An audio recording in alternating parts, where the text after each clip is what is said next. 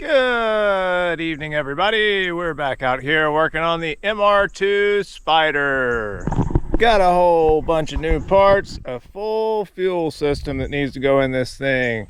Got a fresh 10-gallon tank, a 400 liter per hour fuel pump, all the correct TPFE lines, a regulator. I've also got a wideband over there, that's for future use. I've also got a fuel filter coming and all the other fittings that I need to tie all this in. This is where I want the tank to go, so the very first thing I got to do is just get all this support structure that used to be for the old spare tire holder that was there. Got to get that out. That way we can go ahead and start to fab up all the mounts for this here fuel cell. I know I'm probably going to need to use one or two over here. We'll just have to figure it out. I might have to also make a plate going right here for it to sit on, but most of the weight's going to be held by this, so I really just need a good way to stabilize it. So let's go ahead and throw you on the time lapse. We'll get these popped off and we can start to measure and see what it's going to look like in here. I set it down in there and it would appear that we're going to have to open up a little bit more room. I guess I'm going to have to take out the fans just while I'm fitting this and getting all the brackets welded up and made up for it. That way I can wedge it in there better and then reinstall the fans. It's a really tight fit. 10 gallons might have been a mistake, but I wanted the ability to not have to fill this thing up constantly. So can't fit an air to water up here, pretty sure, but at least I can stuff this thing in. It is going to be turned. It just wouldn't fit because of the tabs off the edge. So that's why I got to go ahead and take this out. When I'm done though, it will sit further back because it's going to be a little bit lower. And so all that will work out, but it is going to be a very tight fit. Now we got enough room. I can set my fuel cell in there and we can see what we're working with.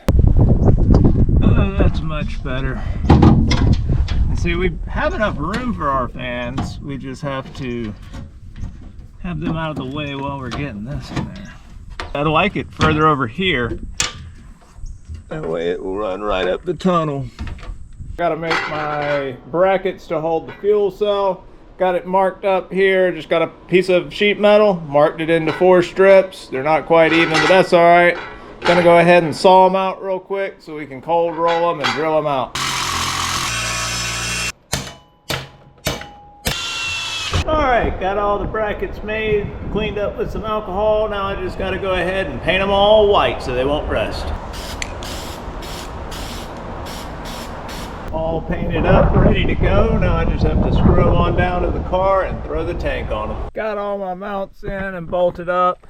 Just temporary. Once I know that it fits, I'll go ahead and weld them up. But that should work for now. I can go ahead and throw in the tank. Now we have to affix our fuel pump to our fuel cell.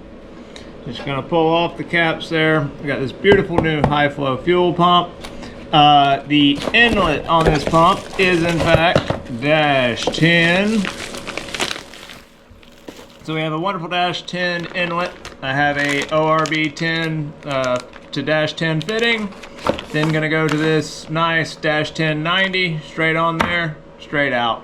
The other side, I have a check valve that it came with.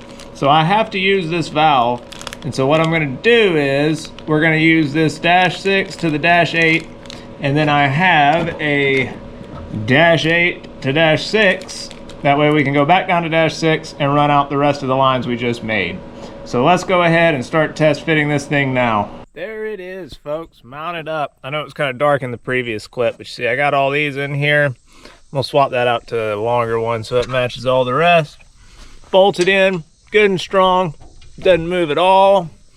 And I went ahead and I fixed the pump to the back of it. As you can see there, it just goes off that 90, just like I said, straight to the pump, which I have resting on this bracket. I'm gonna permanently affix it to the back of the that bracket there so that it can't bounce around. So now that this is all in, good to go, mounted up nice and strong, let's go ahead and throw the regulator in it, make some fuel lines, attach those, and the fuel system will be ready to roll. So I got all my ORB to -6 fittings in here. It did come with -8 and -10, which is really nice because I do plan on upgrading to -8 later on, but -6 will be fine for now. Also got that gauge put on the front, and what I'm going to do is I'm going to mount it on this cross member right here, right inside this hole, so that there's just enough room. I can slip an Allen key in there, can easily adjust it. I won't have to worry about it. And if I mount it anywhere in the engine bay, it's just going to be in the way. So we're going to try to do it right here.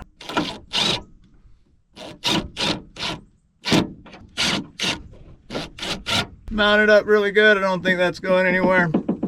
Feels nice and solid. Now all we gotta do is plumb it up. I went ahead, rolled up under there, measured all my pieces that I need. The only one I didn't get is the final feed, but I got both my return and my feed to the fuel pressure regulator. So now I just have to wrap them up with some tape so I can go ahead and cut them. Now it's time to go ahead and put on the ends. What I'm gonna do is I'm gonna put on the fuel tank side. That way I can run them and make sure they're the right length, and then I will proceed to put the other side on. It's going to go on the regulator. Make sure and bend back if you got any little extra pieces of metal there. You either need to trim them or bend them back. They will get stuck in the threads of your lines when you try to cinch them on down. Get it good and open over the inner liner. Got to make sure and get it pushed all the way in there to where that liner touches the inside bevel, but you don't want it to fold over, just all the way flush. Go ahead, drop some lube on these threads and roll on this here cap. Make sure it's not folding over. Slide it on in there and screw down your cap. You really want to peel back as little as possible when doing the previous step, because the less you have sticking out, the easier it'll be to screw this down. And that's it. Now that I have all the ends on them, I went ahead and made this little short piece so that I can attach my fuel filter to the feed line, and then we'll be good on all the lines. All right, got my lines here, just got to fit them to the car.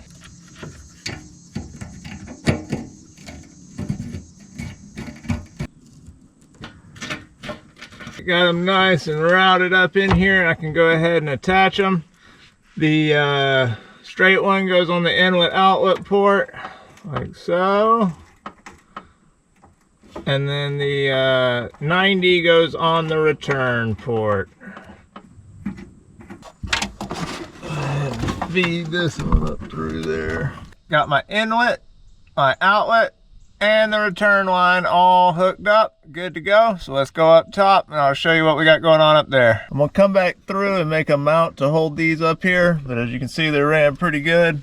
I just ran them right down the bottom of the car, up under where all the rest of the lines are already running. All I gotta do now is secure them in the factory spots and we'll be good to go. So here's the other end. You can see it runs up to my fuel filter right here, and I would go ahead and attach it. I do have the proper end. However, I've gotten a new fuel rail for this car that's on its way, and when it gets here, I'm going to install it, and that way I can just go ahead and screw my AN fitting to it instead of having to use a bunch of adapters. So I left a lot of extra length over here just in case something changes, but it should be good to go. That's pretty much the fuel system. I think I'm gonna end this one off here. Got the entire fuel system essentially done, minus the wiring. I'm gonna save that because I'm gonna do all the wiring in one video since there's not really that much to do.